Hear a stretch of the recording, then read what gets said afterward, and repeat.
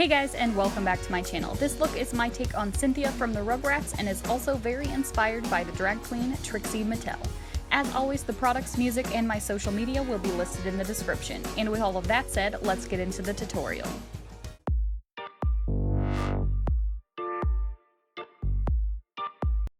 First step, I engaged full potato mode by applying a bald cap and blocking out my eyebrows. And as always, I was rocking a tube top. I created a blank canvas by applying foundation all over my face and the bald cap.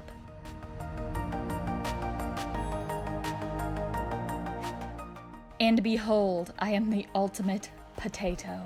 Then I highlighted my face with white concealer and I blended it out with a damp sponge.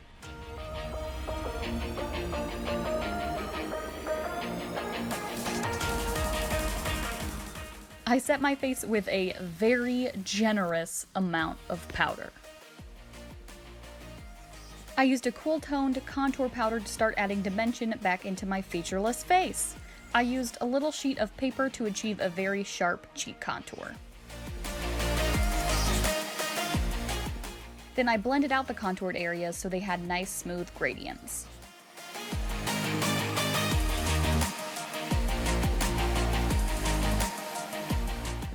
I used a brown eyeliner to map out the eye makeup inspired by Trixie Mattel. I figured that if Cynthia were a real doll, she would have a similar exaggerated kind of look.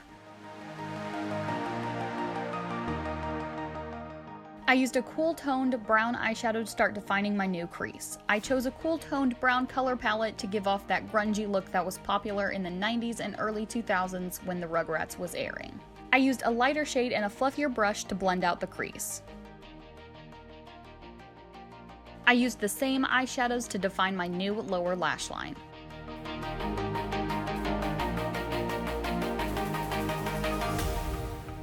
I cleaned up the bottom edge of the cheek contour with white eyeshadow. I applied white concealer to the eyelids, then set it with a cream powder. I also used the white concealer on the lower part of my eye to give the illusion of larger, more doll-like eyes. I outlined the large winged eyeliner with an eyeliner pen, then filled it in with black body paint.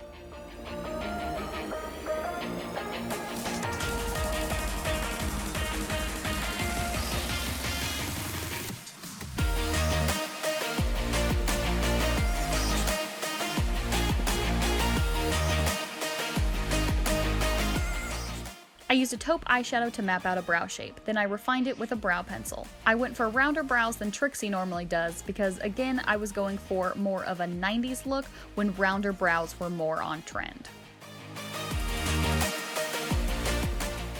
I cleaned up the brows by lining them with white concealer and lightly blending it out. I created large, pouty lips with 2 red lip liners, then I applied a hot pink lipstick over top to match Cynthia's signature shade.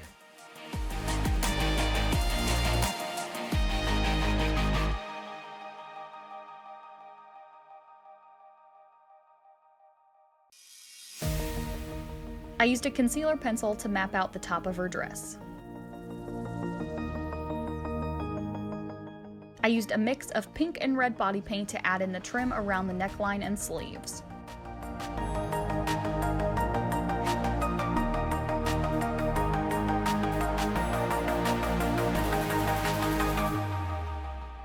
Then I filled in the rest of the dress with orange body paint.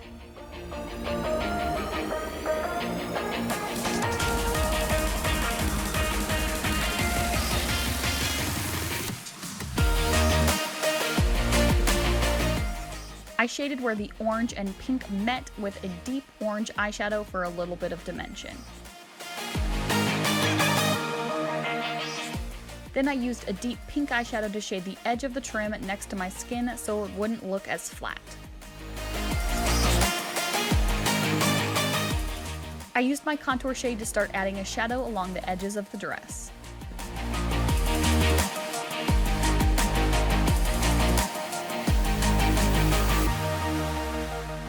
I deepened the shadow with a darker brown concentrated right along the edge of the dress.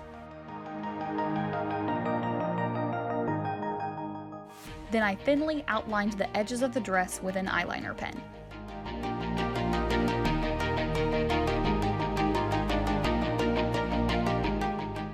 I also used the eyeliner to add in the joint in the neck. I used the same shades that I used to add the shadows next to the dress to add the depth to the neck socket.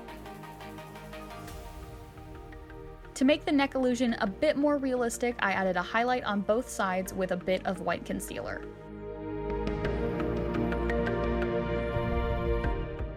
To make her signature hairdo, I stiffened hair extensions with a mix of glue and water, then I added a little strip of paper to the edge so they could be adhered to the bald cap. I used a bit of latex to seal them down once I adhered them.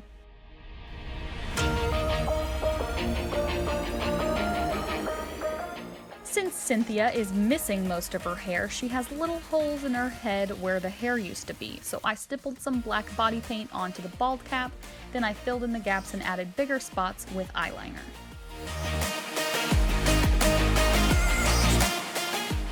Last, I applied 3 sets of false eyelashes.